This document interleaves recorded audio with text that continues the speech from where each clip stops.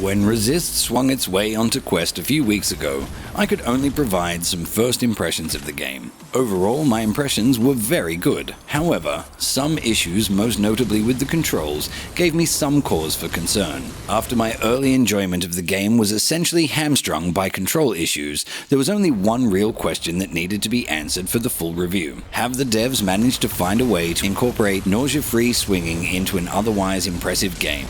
In a series of rapid post-launch patches, the team at the Binary Mill have attempted to address a lot of these concerns. But have these early patches done enough to see the game succeed?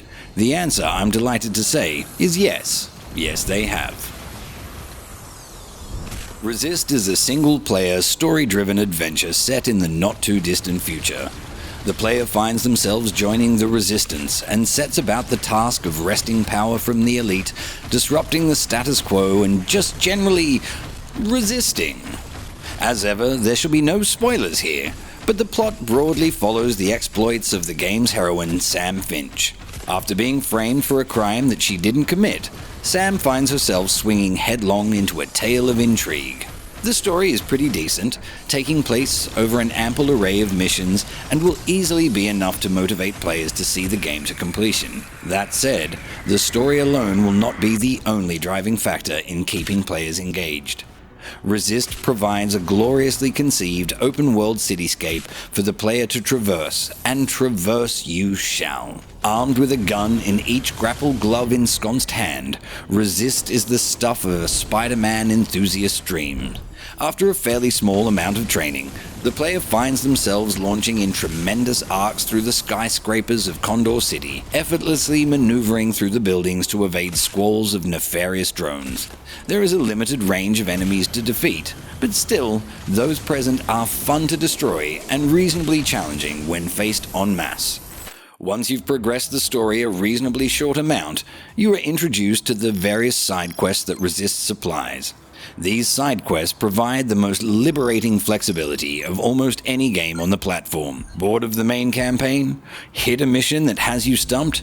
No worries. Swing over to a random starting location and kill a bit of time competing for a top spot on the leaderboard through a series of races, shooting challenges, or a combination of the two. This flexibility adds depth, diversity, and distraction, and I for one think it's bloody brilliant.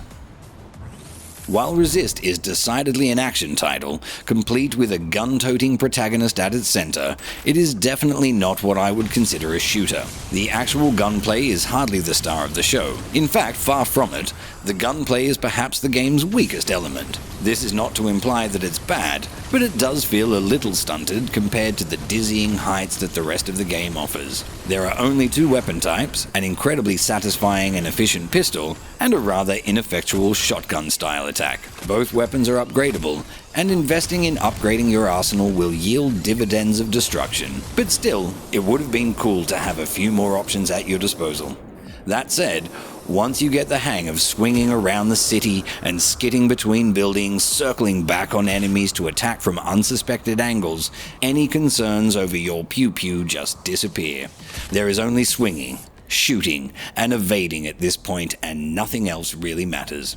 As the plot of Resist unfolds, so too does Sam's ability, as a pretty complex progression system unlocks a range of character refinements. These branching pathways focus on traversal, weaponry, and auxiliary traits, and allow for a fair amount of customization in how you want to play the game. Some upgrade paths are clearly more important than others. Still, there are enough of them to constantly goad the completionists among us. When it comes down to it though, Resist is really all about the freedom to swing through an impressively proportioned open-world city while living out your most heartfelt Spider-Man fantasies. The intriguing story, varied mission types, and the plethora of side missions are all excellently crafted. But at the end of the day, even if Resist had just been an enormous swing box, it still would have been excellent. The feel of swinging down a crowded street at exceptional speeds or soaring to incredible heights over impossibly tall buildings is simply fantastic, and in and of itself well worth the price of entry. It's probably important to note here that in the pre-release copy that I initially played, the movement controls yielded some of the more severe motion sickness that I've ever experienced. I could see how excellent a game I had before me, but I couldn't properly immerse myself in the experience because the whole process was intimidatingly nauseating. However, the good news is that all of these issues evaporated as soon as I started using the new detached control style. Now, with the motion sickness gone, all that's left is the blissful swinging action that the binary mill set out to deliver, and I could not be happier. Resist is, quite frankly, a beautiful game. The visuals are far beyond what I've come to expect from the Quest, offering a crisp visual world that is a joy to inhabit. Even hours into playing, the sheer scale and detail that the binary mill have achieved continue to be astounding. From the subtle touches like the reflections in the windows, down to the cars and pedestrians occupying the street level, everything in Resist works seamlessly to craft a believable and immersive world. It's also worth noting that far from just being pretty, Resist is also a technical achievement worthy of praise. Even when fending off drones and swinging at breakneck speed around the bustling city streets in the thick of the action, Resist never dropped a single frame in my entire playthrough. Given that the Quest's limited chipset is dealing with a large open environment, multiple NPCs, and a complex physics-laden movement system, the binary mill have delivered a masterclass in optimization. Other devs could well take notice of Resist's accomplishments.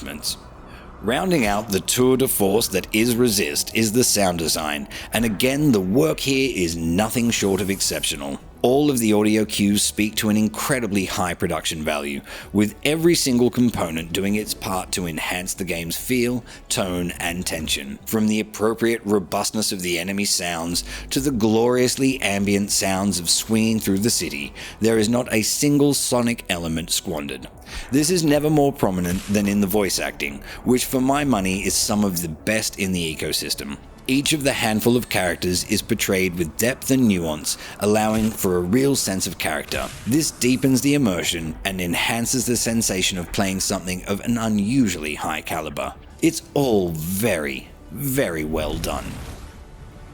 Resist is a class act, pure and simple. Bringing an unprecedented open-world format that impresses with its scale and nuance, Resist is the perfect blend of arcade fun and narrative-driven adventure.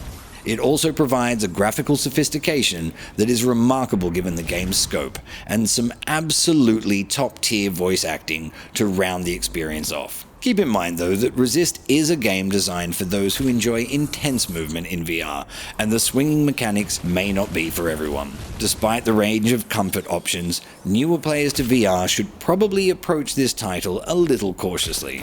That said, the latest range of updates seem to have found the secret sauce and added the final ingredient that was initially evasive. Overall, Resist is one of the most well-delivered games currently available on the Quest, and I cannot recommend it highly enough.